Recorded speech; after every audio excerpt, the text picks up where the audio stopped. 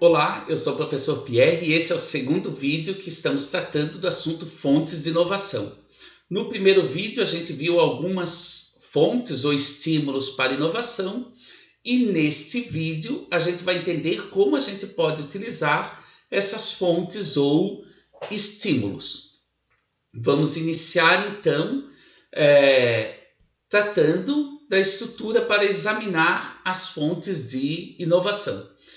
Então, como a gente pode observar no vídeo anterior, os estímulos para a inovação eles são abundantes e podem surgir de todas as direções. Entretanto, isso impõe um desafio que é dar significado útil a esses estímulos, mesmo com recursos limitados. Por maior que seja a organização, é complexo ter a intenção de cobrir todos os espaços possíveis. Nesse sentido, é necessário adotar uma estratégia básica para o processo. Uma alternativa é impor restrições ao espaço de busca. Assim, a organização se concentra no que ela acredita ser mais adequado ao seu contexto. Mas uma questão importante relaciona-se à relevância de cada fonte de inovação ou de cada estímulo. Aqui surge uma primeira questão importante, a relação entre estímulo e exigência. A inovação não exige apenas um ou outro, mas uma combinação de ambos. A maioria das fontes de inovação envolve componentes de estímulo e de exigência. Por exemplo, pesquisa e desenvolvimento envolvem o direcionamento do estímulo em áreas de necessidades específicas. Já a regulamentação representa um estímulo em direções importantes e uma exigência para inovações. Concentrar esforços somente em estímulo ou somente em exigência tem riscos. Apostar somente em estímulo pode levar a organização a se tornar uma grande inventora. Por outro lado, apostar somente em exigências pode obstruir a busca pelo novo. Outra questão importante diz respeito ao nível de inovação, incremental ou radical. E nesse contexto, o conceito de equilíbrio pontuado, que diz que na maioria das vezes a inovação diz respeito à exploração, aperfeiçoamento e criação de variações de algo já existente. Entretanto, acontecem às vezes rupturas que criam novas trajetórias. A chave aqui é equilibrar o portfólio em opções seguras de curto prazo e de maior risco de longo prazo, que possam assim garantir o futuro da organização. Uma terceira questão é o tempo. A ênfase pode ser maior em estímulo ou exigência de acordo com o estágio do ciclo de vida do produto ou do setor. Por exemplo, setores maduros, eles tendem a se concentrar no estímulo, reagindo a diferentes necessidades de mercado e diferenciando com base em inovações incrementais nas principais direções do usuário. Já os setores emergentes, eles dedicam-se a soluções que precisam de um problema. Finalmente, a quarta questão diz respeito à difusão, ou seja, a adoção e elaboração da inovação ao longo do tempo.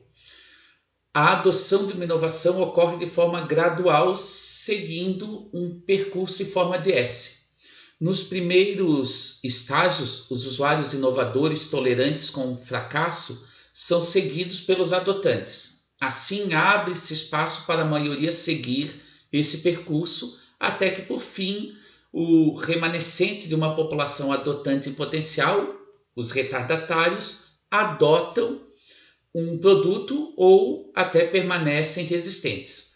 A ideia aqui é que usuários líderes e os adotantes iniciais, eles serão provavelmente fontes importantes de ideias e variações. E como então pesquisar essas fontes? O desafio da inovação ele não está apenas na classificação de diferentes fontes, mas de buscar e encontrar gatilhos relevantes já no começo do processo. Para isso é necessário ter uma estratégia clara, que pode ser desenvolvida utilizando as dimensões discutidas anteriormente.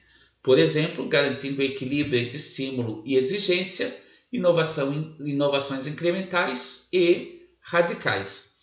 Um ponto de partida é a análise do que as empresas realmente inovadoras fazem. Uma pesquisa na área, o Levantamento para a Inovação da Comunidade Europeia, aponta que a inovação de sucesso envolve abrir a rede o máximo possível, mobilizando múltiplos canais. Nesse sentido, entra a questão da capacidade absortiva. A questão aqui é o uso do conhecimento externo para crescer. Embora existam muitos conhecimentos disponíveis, nem todas as organizações conseguem usá-los com sucesso. A mensuração da capacidade de encontrar e aproveitar novos conhecimentos é chamado capacidade absortiva. A importância de entendermos a capacidade absortiva reside no fato de que deslocamos a nossa atenção para o grau em que a empresa está preparada para buscar, selecionar e implementar conhecimento. E aí entra também a questão do equilíbrio entre exploitation e exploration. O termo exploitation refere-se à dedicação das empresas em recursos de conhecimento e outros ativos para garantir retornos seguros daquilo que a organização já conhece e faz. Já o termo exploration diz respeito a fazer diferente. Está relacionado à inovação radical, por exemplo, em produtos e serviços. Aqui a gente está tratando da tensão entre exploitation e exploration, uma vez que as rotinas organizacionais que precisam dar suporte a essas duas atividades, elas diferem umas das outras. Enquanto exploitation, ligado à inovação incremental de menor risco, requer rotinas mais estruturadas, exploration, ligado à inovação radical de maior risco, requer rotinas mais flexíveis.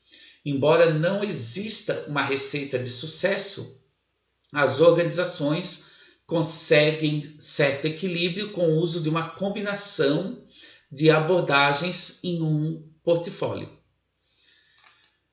E quais são então as possíveis ferramentas e os mecanismos de busca? Nesse contexto, as organizações elas precisam realizar diversas abordagens para organizar e administrar o processo de busca. A escolha de técnicas e estruturas depende de uma variedade de fatores, por exemplo, o equilíbrio de custos e riscos. São algumas estratégias. O envio de observadores, que é despachar, digamos assim, caçadores de ideias para rastrear gatilhos de inovações. A exploração de múltiplos futuros, que é usar técnicas de futuro para explorar futuros alternativos possíveis e desenvolver opções de inovação com base neles. O uso da internet, que é dominar o poder da internet usando comunicações online ou mundos virtuais para detectar tendências.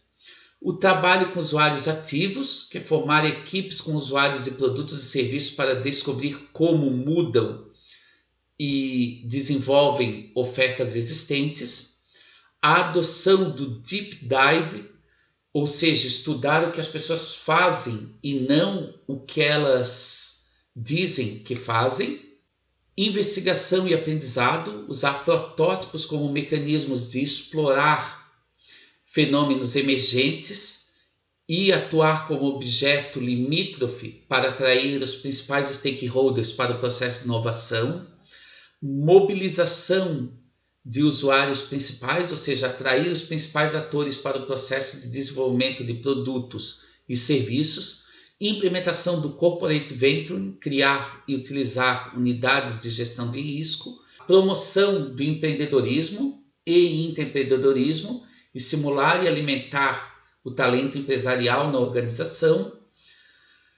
A utilização de corretores e pontes, ou seja, lançar a rede de ideias e se conectar com outros setores. Promoção da diversidade, criar equipes e quadros de pessoal diversificados. E, finalmente, a geração de ideias, que é usar as ferramentas de criatividade. A questão da inovação ela não envolve apenas o equilíbrio entre exploitation e exploration, mas também a direção básica da busca. Muitas empresas elas continuam a se dedicar à exploração do comportamento de busca, mas elas fazem isso em direções que reforçam os limites entre elas e o novo espaço emergente de inovação. A questão nesse caso, então, é a direção. Uma vez que o espaço de busca não é unidimensional, não se trata apenas de realizar a busca próximo ou distante de conceitos centrais do conhecimento, mas entre configurações.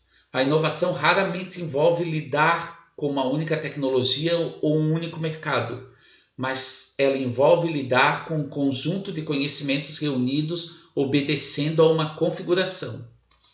E aí, nesse sentido, a gente pode observar na tela um mapa que pode ser usado para resumir as diferentes fontes de inovação e como podemos organizar e administrar o processo de busca.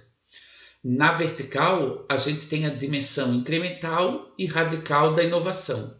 E no eixo horizontal, a gente tem a complexidade do ambiente. Por exemplo, o número de elementos e suas interações em potencial. À medida que a complexidade aumenta, é mais difícil prever um estado em particular, em função do crescente número de configurações e em potencial desses elementos do ambiente. O mapa, então, mostra que as empresas conseguem inovar em nível de componente, ou seja, o lado esquerdo do gráfico, tanto de forma incremental quanto de forma radical.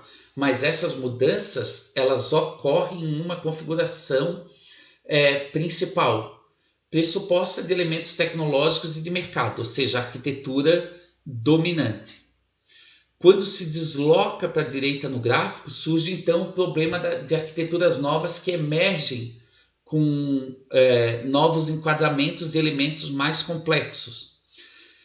Essas 4 zonas, então, elas formam um mapa simples que possibilita explorar rotinas de inovação, ou seja, como as organizações administram o processo de reconhecer e adquirir novos conhecimentos essenciais à inovação, que foi o tema desses 2 vídeos. Nesse conteúdo, então, dividido nos 2 vídeos, a gente apresentou os possíveis estímulos para inovação, bem como a forma como essa busca pode ser realizada e se estrutura em técnicas apropriadas para a busca. Espero que você tenha gostado do conteúdo. O conteúdo completo está na obra citada especificamente no capítulo 5 e é apresentada aí novamente na tela. Obrigado e até uma próxima ocasião.